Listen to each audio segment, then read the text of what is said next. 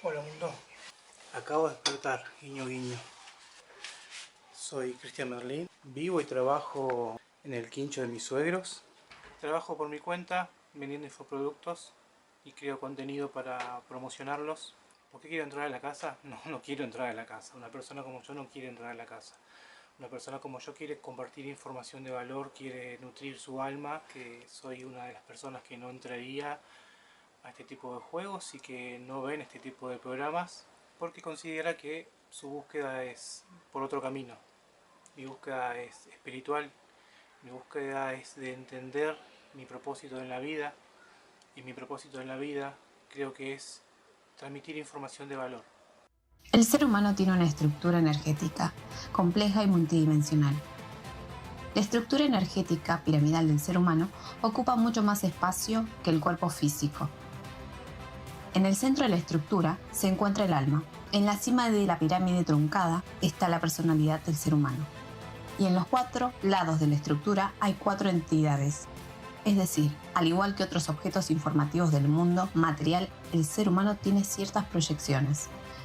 Sus reflejos espejo, en el plano energético. El ser humano es la criatura más misteriosa del planeta. El cuerpo humano parece ser una biomáquina perfecta que realiza una variedad de funciones no solo en el exterior, sino también en su interior. Nos movemos a través del espacio tridimensional, realizamos diferentes tareas, tomamos decisiones, procesamos información y nos comunicamos. Pero hay algo desconocido que los aparatos modernos todavía no pueden detectar, pero que es claramente sentido por el ser humano. Este componente sutil de la materia, que es invisible para el ojo, es la estructura energética del ser humano. La estructura energética tiene la forma de una pirámide truncada con la parte superior separada. La base cuadrada de la pirámide es dividida en 4 partes por una cruz diagonal. El ser humano se sitúa en el centro de dicha cruz, que divide el espacio y volumen alrededor del hombre en 4 partes, lo que significa que delante, detrás y a cada lado de él hay 4 áreas de forma triangular. Estas áreas son las zonas de aspectos. El cuerpo humano emite el llamado campo biológico, que no es uniforme, porque la frecuencia emitida por el cerebro varía en comparación a la frecuencia de otros órganos, como los riñones o el hígado. Así que el campo biológico del hombre es multicolor.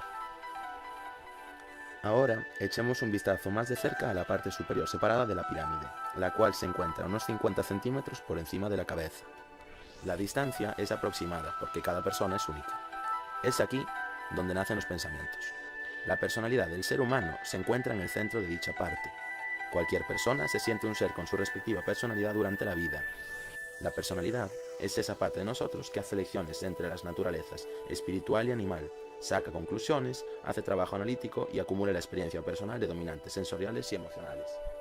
Entre la cima y la pirámide truncada hay conciencia, o más bien el campo de la conciencia, que consiste en septones. La parte superior de la pirámide es una especie de antena que constantemente recibe pensamientos. Los pensamientos, a su vez, son ondas procedentes del exterior. El proceso de emergencia de los pensamientos en la consciencia humana puede dividirse en 3 etapas. Los pensamientos atacan o excitan las estructuras de membranas de la parte superior de la pirámide. Una onda de excitación se transmite hacia el campo de la conciencia, y este proceso es una respuesta de la conciencia a los pensamientos externos. El campo de la conciencia, a su vez, transmite impulsos reactivos a la personalidad y al cerebro. Curiosamente, son las mismas áreas de la personalidad y el cerebro que están emocionadas. Al mismo tiempo, la actividad de los septones del campo de la conciencia aumenta. En la tercera y última etapa, el cerebro humano envía un impulso de respuesta a la personalidad a través del campo de septones. Aquí se ve cómo fluye este proceso.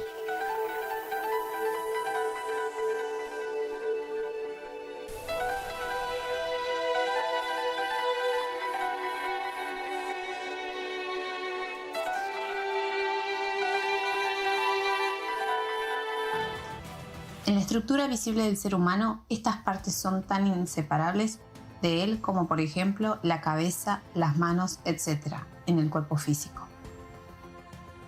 La entidad delantera está relacionada con la vida de una persona aquí y ahora, tanto en la tercera dimensión como en las superiores, con su movimiento desde el presente hacia el futuro. Es una especie de vector, un indicador del camino de la vida. Si una persona elige lo espiritual, este camino tiene una dirección unidireccional y enfocada como una aspiración hacia adelante, hacia el resultado más alto y final, la fusión de la personalidad con el alma, es decir, la liberación espiritual. Esta entidad es responsable del autodesarrollo de una persona, del avance espiritual. En las leyendas de los pueblos del mundo, la entidad delantera se designaba a menudo como un unicornio, así como el elemento espíritu del cielo, el aire, representado como un pájaro libre, lo mismo que un halcón o el mítico pájaro del trueno, el fénix. El símbolo del pájaro también, en las culturas de muchos pueblos, designaba el alma, la esencia divina, el espíritu de la vida, espíritu del cielo, libertad, ascensión, inspiración, profecía. La entidad trasera es una especie de observador del presente y cronista del pasado. Está relacionada con el presente y el pasado de un ser humano, con la información acumulada y no solo durante esta vida. Para ella, el pasado es una base de información, digamos, online, es decir, en el aquí y el ahora. La entidad trasera es una especie de portal, es un observador que está directamente conectado con la glándula pineal, epífisis. Gracias a este portal se puede hacer un túnel hacia cualquier momento del pasado, si se dominan ciertas técnicas de meditación. La entidad trasera suele representarse como un pez, una foca. Por ejemplo, en las tradiciones de los pueblos del norte, un lagarto, un elefante y una tortuga. Representada con el elemento agua, algo que sumerge a uno en las profundidades del pasado, los pueblos siberianos, por ejemplo, conservan referencias mitológicas a la peculiar oposición de un pájaro y un mamut, y los sumerios de un pájaro y un pez. La entidad trasera también puede designarse como un espíritu con rostro humano, como símbolo del pasado humano. La entidad derecha es, de hecho, una de las partes constitutivas del principio animal en el ser humano. Sus principales características emocionales son la agresividad, el abatimiento o el miedo. Si la persona no lo controla adecuadamente, a menudo se expone a sus ataques. Estos ataques se sienten como un flujo de pensamientos malos o negativos, o como un surgimiento repentino de depresión. Pero esto sucede cuando una persona asigna a estos pensamientos la fuerza de su atención.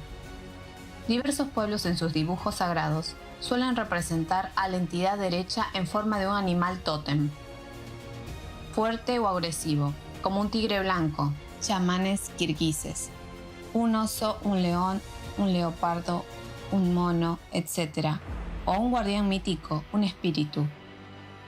Las emociones de ello están conservados en las tradiciones mítico-rituales arcaicas cuando se trata de la agresión, el miedo o la fuerza inusual. Habitualmente, el fuego era el elemento que simbolizaba a esta entidad. La entidad izquierda también está relacionada con el principio animal del ser humano. Está dotada de muchas capacidades y funciones. Pero de nuevo, su uso por parte de la personalidad depende de lo que domine en el hombre. Principio espiritual o principio animal. Características de la entidad izquierda. Cuando el principio animal es dominante, astucia, destreza, orgullo, engaño y tentación. Es una entidad inteligente y astuta, que presentará todo de la mejor manera posible, solo para distraer a la persona de lo principal, del camino espiritual. Si esta entidad no está debidamente controlada por la personalidad, entonces es la que provoca las dudas en la persona, desviándola del camino espiritual. También como la entidad delantera estimula a una persona a la búsqueda de algo nuevo, pero en una dirección material, sugiriendo que ésta merece más, que es más importante que los demás. En general, pensamientos de megalomanía y ansias de poder secreto sobre los demás. Si uno con más frecuencia se disciplinara a sí mismo y a sus pensamientos siguiendo de forma estable el camino espiritual, Entonces la entidad izquierda también se convierte en un asistente e informador personal sobre asuntos sagrados. En los tratados antiguos, la entidad izquierda suele mencionarse o representarse como una bestia aterradora, o un animal inteligente y astuto, como un lobo, un chacal, un mítico dragón de las maravillas, una serpiente, o como un guardián, un espíritu. Como elemento se suele indicar la tierra, o más bien las cenizas, como símbolo de los valores temporales en este mundo. La presencia de estas entidades está ligada a la elección humana, más precisamente a la creación de condiciones para la elección, la dotación de la personalidad de un cierto grado de libertad. Este es el significado de toda estructura multidimensional del ser humano. Ahora echemos un vistazo a la parte principal y más importante de la estructura humana, el alma. El alma es verdadera antimateria, y la restante parte de la estructura energética en 6 dimensiones está construida alrededor de ella. Si tomamos la estructura del cuerpo físico, entonces la localización aproximada del alma está en el área del plexo solar, en otras palabras, en el centro real del hombre. El alma entra en la estructura energética en desarrollo del ser humano el 8º día después del nacimiento del cuerpo físico. Entre el alma y la personalidad está el llamado hilo de plata. Este es un canal que conecta el alma y la personalidad. El alma envía continuamente el poder de Alá a la personalidad a través de este canal de septones. El poder de Alá se da al hombre con el propósito de fusionar la personalidad con el alma. Este poder es en realidad el poder de la atención. La personalidad activa aquellos programas en los que centra su atención. Si la personalidad da más atención al campo de septones, es decir, a la existencia material, entonces el poder de Alá es irrevocablemente gastado para mantener y desarrollar el sistema material. Como resultado, después de la muerte del cuerpo, la personalidad se convierte en una subpersonalidad, que es una parte de información del sistema material mortal. Si la personalidad centra su atención en los sentimientos más profundos cada día, dirigiéndolos hacia el alma, como resultado, un cambio de calidad en la estructura energética humana toma lugar, y la personalidad se funciona con el alma. Se forma un ser completamente nuevo, un ser del mundo espiritual.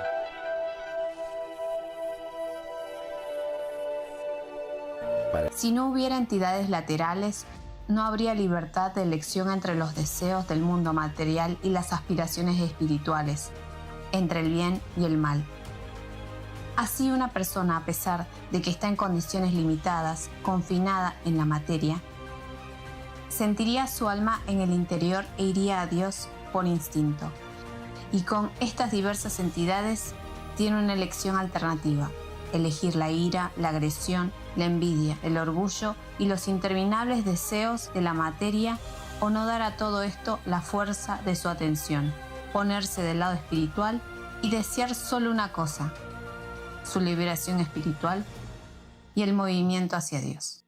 Así que por eso mismo me expondría para aportar mi grano de arena y transmitir esta información que considero de altísimo valor para todo ser humano. Para el ser humano, el proceso de conocer su naturaleza es interminable, igual que el número de misterios no resueltos de la existencia humana. La gente todavía tiene mucho que aprender, ya que cada respuesta plantea aún más preguntas. Y además mi proyecto es crear una webserie con todo el material que vengo recopilando estos últimos 12 años de información de alto valor para toda la humanidad. Así que ingrese o no, mi propósito lo vivo día a día. La gente también hace esa pregunta. ¿Hay algo que el Dios Todopoderoso no pueda hacer? Sí, en efecto, lo hay. Él no puede obligar a una persona a hacer su elección, ser vivo o ser muerto. Esto lo hace exclusivamente una persona. Y de nuevo, esto es la esencia de todo, pues es un humano quien elige. Imagínese. ¿Cómo explicarlo de forma sencilla? Bueno, yo diría que intentemos reflexionar sobre ello.